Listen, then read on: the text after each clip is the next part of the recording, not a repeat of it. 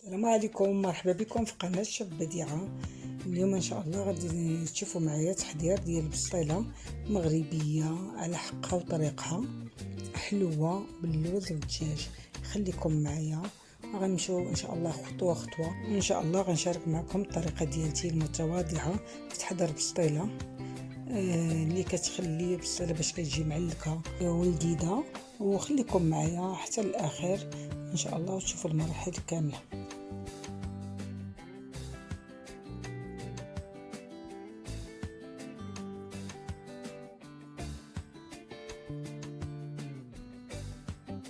عنده على بركة الله 4 كيلو ديال البصل مقطعة، وغادي نحتاجو معلقة ديال القرفة، معلقة ديال الخرقوم، معلقة ونص ديال السكينجبير، معلقة لارب ديال الابزار، الملح حسب الذوق، 4 العواد ديال القرفة، نص غرام ديال الزعفران، معلقة ديال السمن ما مالحش. غنحتاجو كذلك زلافة ديال المعدنوس مقطعة رقيقة، 12 حبة ديال البيض، كاس ديال الماء، قرعه ديال العسل، كيلو ديال اللوز مفسخ،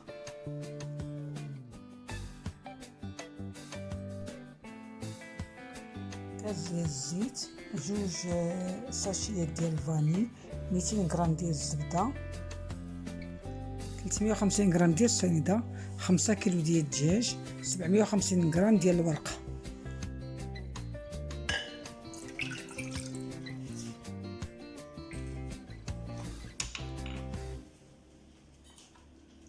ندير فيه التوابل، معلقه كبيره ديال القرفه، ومعلقه كبيره ديال الخرقوم، ومعلقه ونص ديال السكينجبير، معلقه لارب ديال الابزار،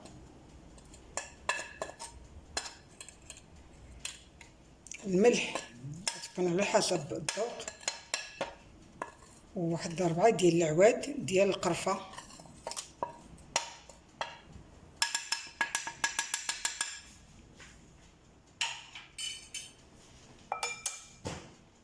معلقه صغيره ديال السمن ما كتكونش حاره بزاف،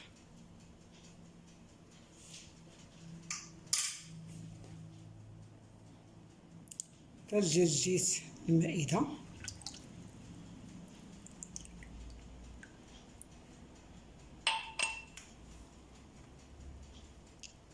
سنيده 100 غرام، 100 غرام ديال السنيده. كنديروا السنيده مع الاقامه باش كيطيب لنا الدجاج من الاول ديالو حلو. بالنسبه للزعفران غناخذ واحد نصف الكميه غنديرو دابا، والنصف الاخر غتشوفوا ان شاء الله ملي غنبغي نزيدو في البصله. غناخذ الاقامه غادي نحكها مزيان نخلطها حتى كتندمج جميع العناصر، وكنقلب فيها اطراف ديال الدجاج بعد ما كنكون نظفتو. بسم الله، وكنوضع فوق البصله.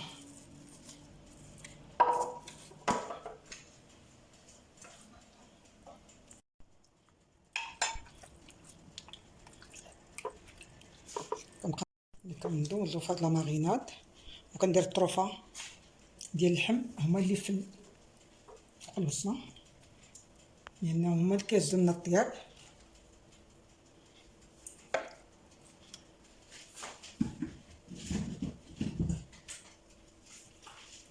كنحتاجو 5 كيلو ديال الدجاج، لان بسطيله كبيره ديال 10 الناس حتى ل 12 شخص، يعني باش كتجي بسطيله همويه وعامره راه خاصها تكون مقومه.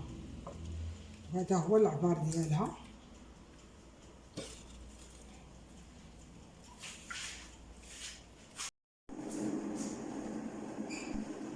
هنا بعد ما نجمع جميع المكونات في الطنجره انا غنغطيها. ملي غادي تغلي غادي ندير لها واحد القبيطه ولا ربيطه ديال المعدنوس ونخليها طيب على خاطرها. نتلاقاو من بعد. ما غلات لنا الطنجره كنديروا واحد الربطه ديال الربيع.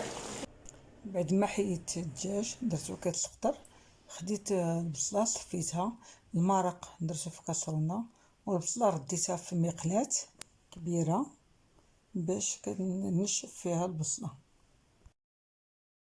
صفيت البصله وحيت منها داك المرق، هذاك المرق ما رميتوش، ها وريتو لكم درتو في كاسرونه ودرتو على البوطه.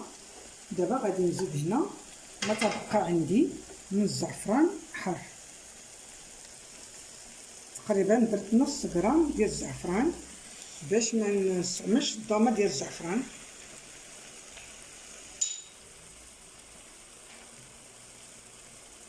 وغادي نكمل 150 غرام ديال السنيده اللي بقات عندي.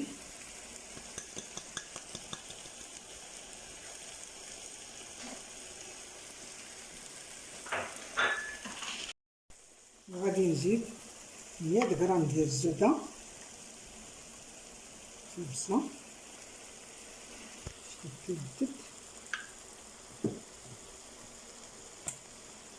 كنزيد تقريبا واحد الكاس ديال الزيت. راه ما كتجيش مقدمه، كتجي ناشفه.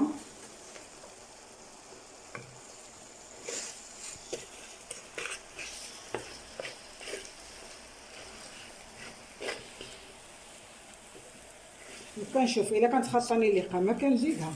بالنسبه لي دابا انا ما خصتنيش الاقامه، يعني جا لقيت القرفه، لقيت القوام كله هو هذاك، ما زدت والو، زدت غير الزعفران الحار هو اللي زدت.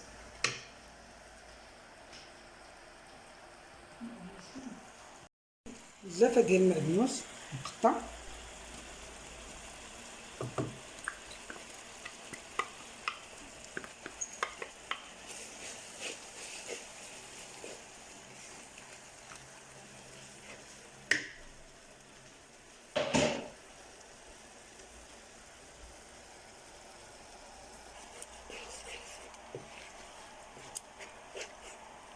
البيض راه ما كيجيش باين فيها لانه كيطيب وكيتعلق.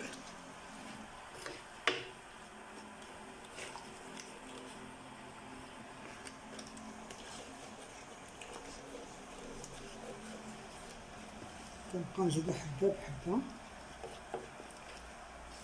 هاد البصله كتجي ناشفه لان الزيت اللي كيكون فيها كله كيخرج في الطياب ما كيبقاش.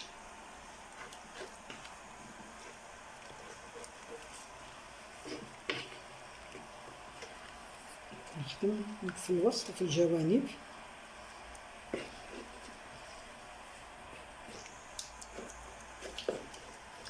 وغادي نبقى نحرك فيها حتى كتنشف.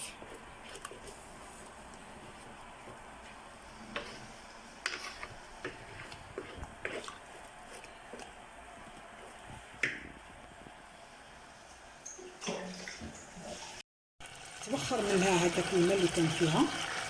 غنزيد فيها واحد معلقه كبيره ديال السنيده، معلقه كبيره ديال السنيده ديال الزبده.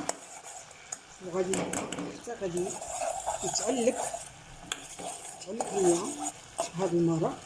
غنزيد نص فوق البصله، ونزيد اللي تبقى غنزيدو فوق من الدجاج باش الدجاج ديالنا ما يبقاش ناشف.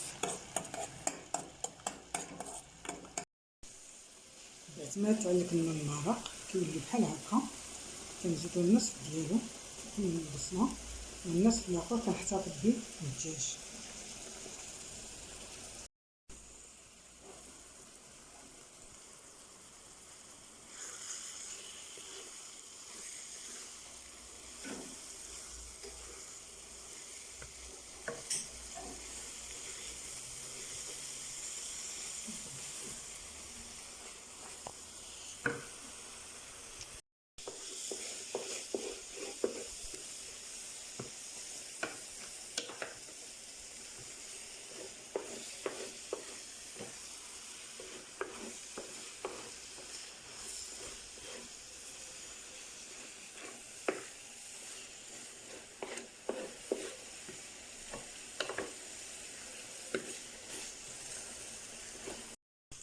كنبقى كنحرك فيها، كنعطيها واحد الوقت قد ما تشحرات ونشفات، كتجي معلكه وكتجي لذيذه، والبيض ما كيبقاش يبان.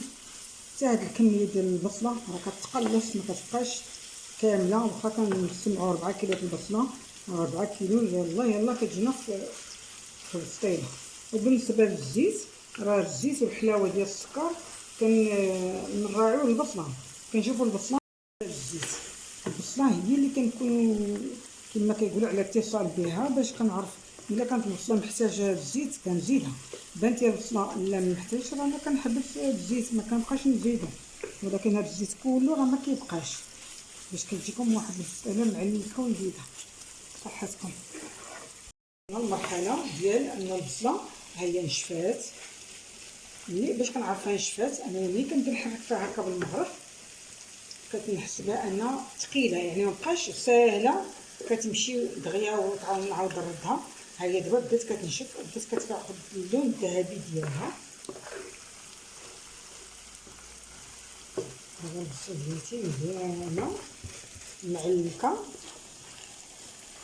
واللي كيأكد لي انها طابت انها كتبدا تخرج كاع داك الفائض ديال الزيت والزبده اللي كانت فيها. ها هي كتبدا تخرج،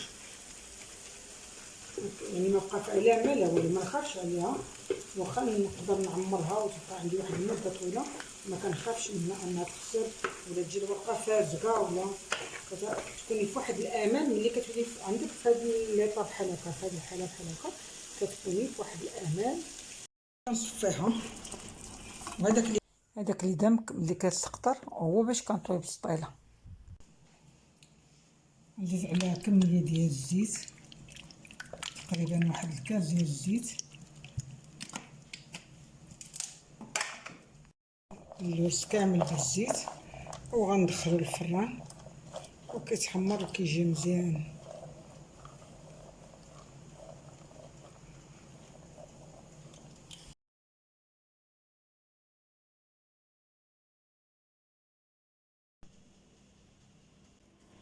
كناخذ الورقه كنلفها وكنقطعها شرائط هكا، وكندير شويه ديال الزبده والزيت، وغندخلها للفران باش غادي نستعملها في التزيين ديال البسطيله.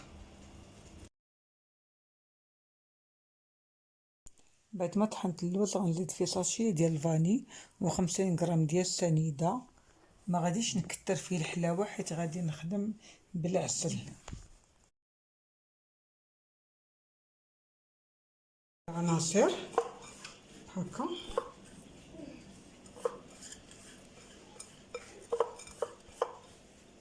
ونحطها على جنب. البيض كنزيد فيه الفانيليا باش كنتفاداو الريحه ديال البيض، وغنزيد واحد القبيصه ديال الملحه باش كنبنن هذاك البيض ديالنا.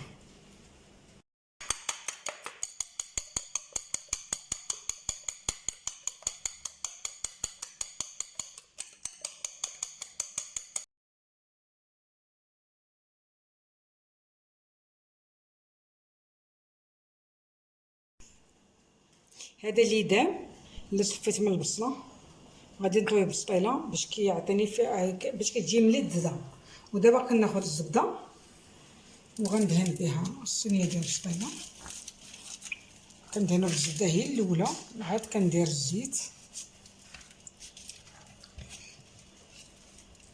باش الورقه ما بعد ما كندهنها بالزبده كنعاود ناخذ شويه ديال الزيت من هذا اللي فيه مبنن وغادي ندهنه. هذا الدجاج بعد ما تسقطر وحيدت ليه العظومه وقطعته طريفات. نزيد الكميه المتبقيه عندي، هذيك التعليكه اللي صفيت من البصله، اللي صفيت من البصل الدجاج الاولانيه باش ما تخلاش علينا الامر. هذه التعليكه الاولى اللي صفيت من المرق ديال الدجاج والبصله باش ما كيبقاش عندي الدجاج ناشف وكيتبنن بهذيك بحال القطره ديال البصله وديال المرق كيكون بنين. دابا غادي ناخذ واحد الكميه ديال الدجاج، وغنزيدها هنا في البصله، وغناخد كميه ديال البصله. ها انتما شوفوا البصله تبارك الله كيفاش نديرها ناشفه، وغناخد كميه ديال البصله وغنزيدها هنا في الدجاج، وكناخد كميه ديال اللوز، وغناخد ندير شويه هنا شويه هنا، وغادي نخلط كلشي.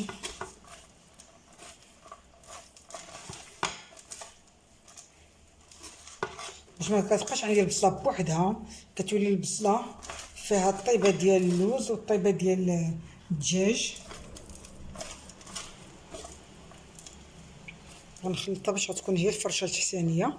وحتى هنا الدجاج مع اللوز ومع البصله باش كتعطيني واحد اللذه، كتجي واحد البصله مميزه وبنينه. كناخذ الورقه تبارك الله عليها، هي راه كتعاون ملي كتكون الورقه مزيانه، راه كتعاونك في الخدمه. هذه ورقه بخاريه ديال البخار.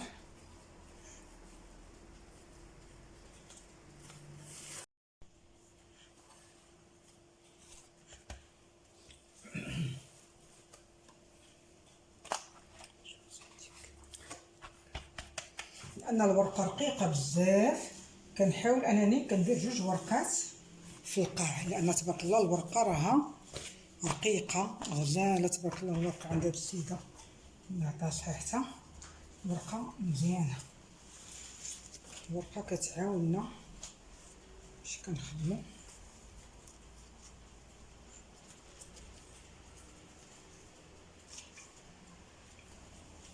لتحت ما كنستعملش البيض، كنستعمل ليدام.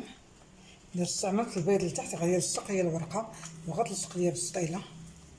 كنستعمل ليدام اللي صفيت، راه فيه الزبده وفيه الزيت مقوم بالزعفران. وغادي ناخذ كميه وغادي نديرها بعد ما كتكون البصله، يعني ما بقات فيها لا قرفه لا حتى شي حاجه. كنكون مأكده انني نقيتها مزيان باش كنتفادى اي مشكل.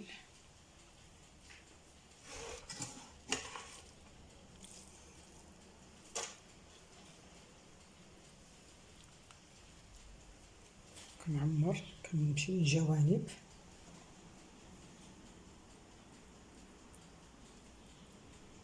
كنحاول ديك الطروفه ديال الدجاج اللي عندي نفرقهم في الجوانب.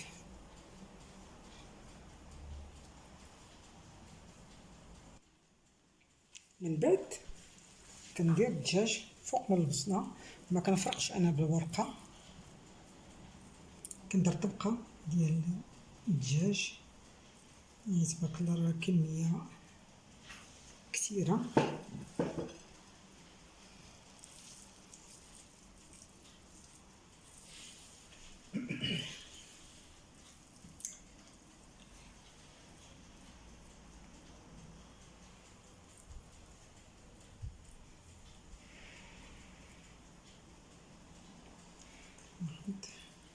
كنفرق الدجاج كامل هنا بالسطيله من فوق البصله.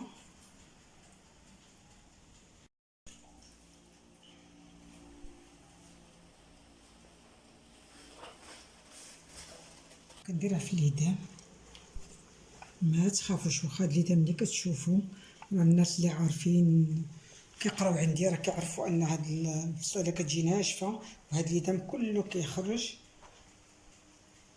والتذكير هذه بالصيله اللي كنحضر دابا هي كوموند ديال واحد السيده طلبات هديه.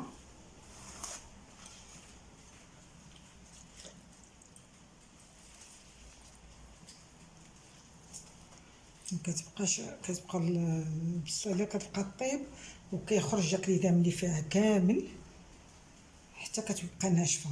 علاش كندير الزيت في الورقه؟ باش كتاخذ حقها في الطياب. وباش علاش كنفرق انايا ما بين الدجاج واللوز باش اللوز ما يهبط لياش لتحت. ضروري كنفرق بورقه ما بين الدجاج واللوز. كناخذ اللوز ديالنا كنكبو هنا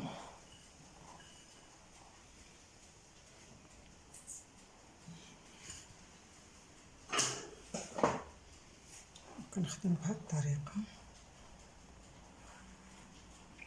من الوسط، يعني كتكون هي نقطة انطلاقة كنخدم منها وكنفرق على الجوانب.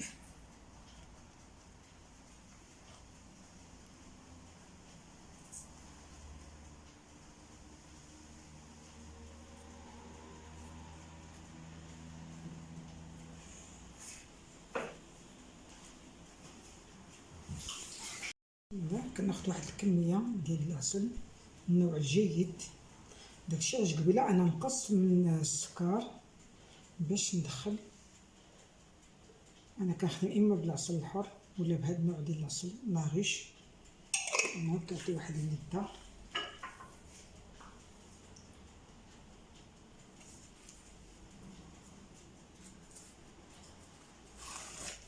اي ورقه كنبغي نزيد لداخل الا وكندير لها ليدان.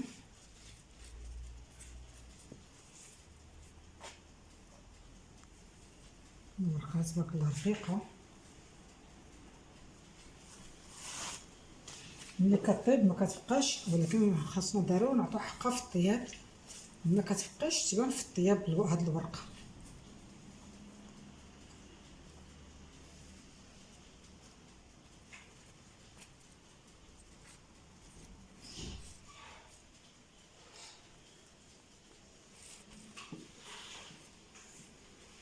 ناخد البيض وكنبدا نجمع البصيله ديالتي بهذا الشكل.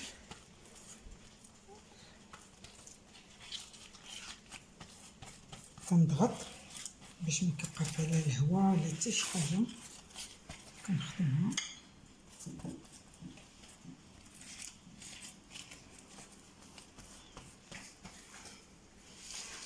ندور الصينيه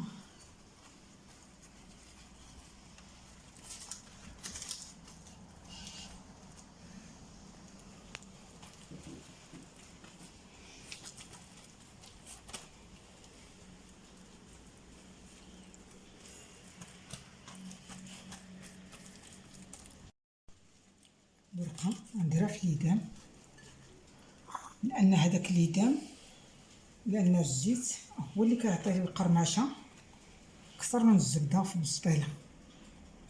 دائما كنخدمو بساطل بالزيت، واخا كتكون فيهم كميه ديال الزبده كنعتمد على الزيت. وراه الزيت راها طيبه، انا ما عنديش باش نخاف منها. وكنبدا كنضغط بعد ما كنكون جمعتها، كنبدا نجمع.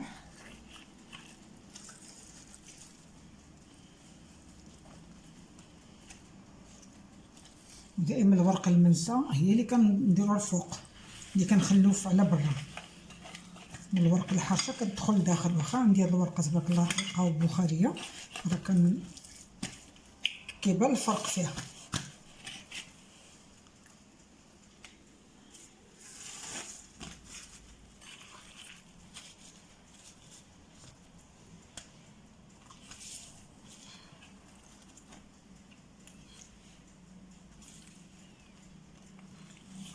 كنتفادى البيض لتحت باش ما يلصقش في العظم، وكنضغط هكا.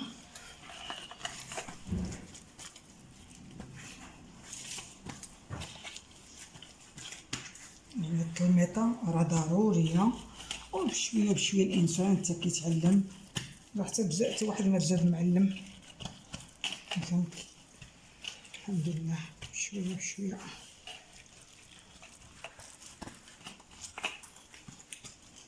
كنضغط عليها مزيان حتى كتاخد لا فورم ديال المول. ناخد موس ولا قطيب وكنثقبها باش كيخرج منها هذاك الهواء. كنديرو بالصله ديالنا بعد ما كنكونوا سخنا الفران، وكطيب ما بين ساعه الا ربع حتى ساعه. الفران بعد ما طابت كنحاول اني كنعليها، لان السيده مولاتها باقا واحد ربع ساعه تجي باش تبقى شاده السخونيه وتبقى كتحمر من الجناب ديالها. بعد ما قلبنا بالسطيله كندير فيها واحد الكميه ديال العسل،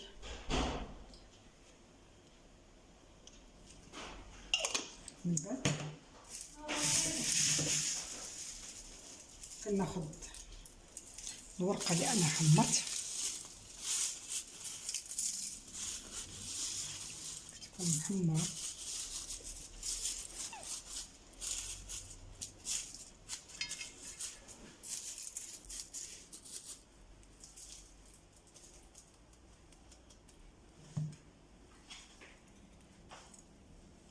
غناخد اللوز وغنزين من الجوانب.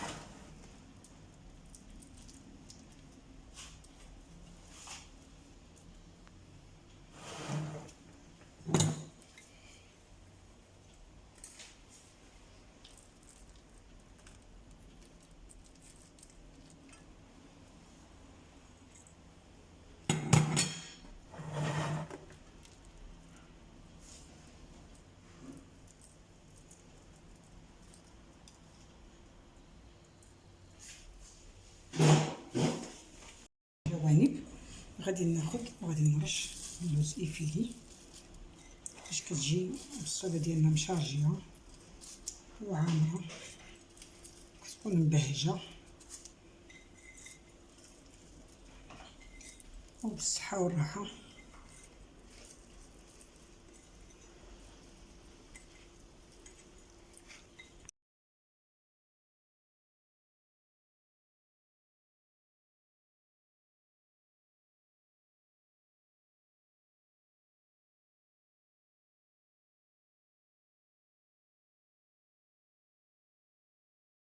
غادي نزيد غير واحد الرشيشه ديال السكر كلاصي خفيفه.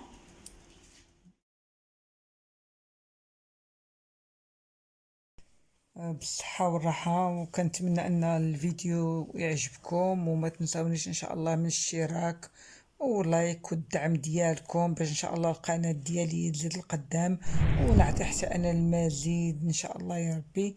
وشكرا وبارك الله فيكم.